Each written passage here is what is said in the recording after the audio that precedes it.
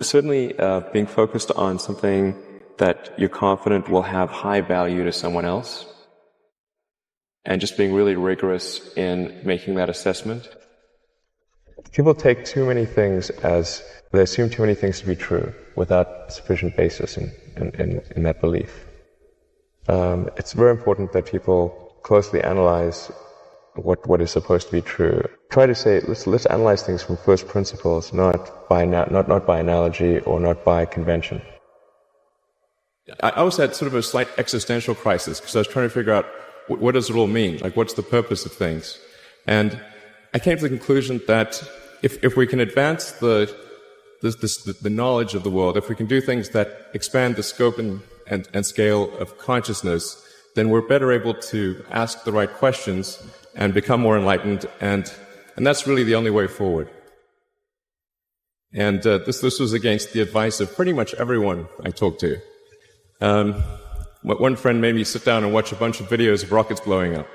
Let me tell you, he wasn't far wrong. Tough going there in the beginning, because I'd never built anything physical. I mean, I'd built like little model rockets as a kid and that kind of thing, but I'd never had a company that built anything physical. So I had to kind of figure out how to do all these things and bring together the right team of people. And so we did all that and then failed 3 times. I think also people tend to overweight risk on a personal level. Let's say you're young and you're just coming out of college or coming out of high school, or whatever. What do you risk? You're not going to stop. People should be less risk averse when there's not much at risk. I wouldn't say I'm fearless.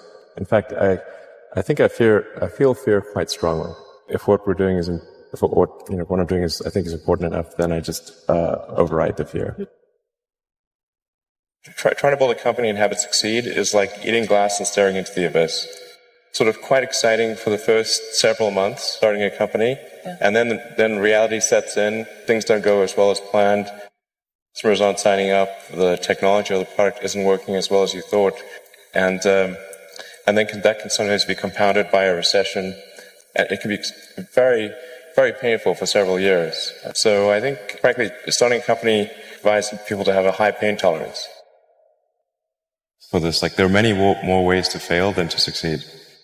Failure is not a big stigma. So it's like if you try hard and it doesn't work out, that's okay.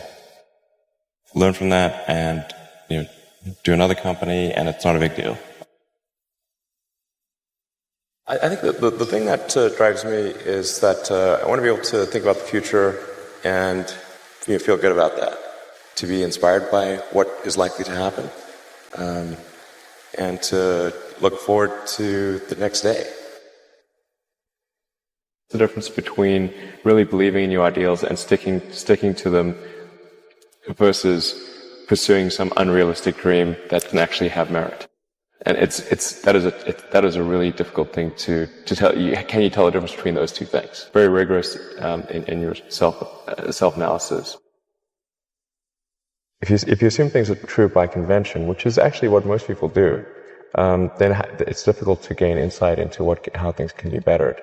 You want to make sure that the underlying premises are valid and applicable, and then in reaching a conclusion, that the conclusion you're reaching is necessarily driven by the underlying premises and the interconnection between those premises.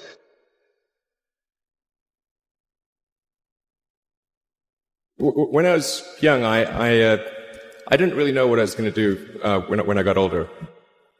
I read a quote from Arthur C. Clarke, which said that a sufficiently advanced technology is indistinguishable from magic, and that's really true. If you go back, say 300 years, the things that we take for granted today you'd be burned at the stake for. I think it actually goes beyond that, because there are many things that we take for granted today that weren't even imagined in times past. They weren't even in the realm of magic. You had that third failure in a row. Mm-hmm. Did you think, I need to pack this in? Never. Why not? I don't ever give up. This is the first time in the 4.5 billion year history of Earth that it's been possible to extend life beyond Earth. Before this, it was not possible. How long will this window be open? It may be open for a long time, or it may be open for a short time. I think it would be wise to assume that it is open for a short time. Every waking hour. That's the thing I would say.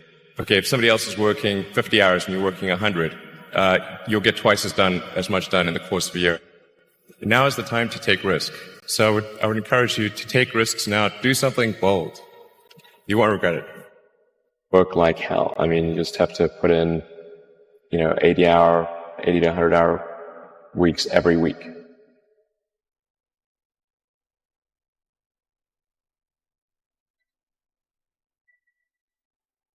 And like one of the most difficult choices I ever faced in life was in 2008. Maybe $30 million left, or $30 or $40 million left in 2008. I had two choices. I could put it all into one company, and then the other company would definitely die, or split it between the two companies. But if I split it between the two companies, then both might die. And when you put your blood, sweat, and tears into creating something, and building something, it's like a child. Am I going to let one starve to death? I couldn't bring myself to do it, so I split the money between the two. Fortunately, thank goodness, they both came through. When something is important enough, you do it even if the odds are not in your favor. We're doing these things that seem unlikely to succeed, and we've been fortunate, and at least thus far they have succeeded. You guys are the magicians of the 21st century. Don't let anything hold you back. Imagination is the limit, and go out there and create some magic.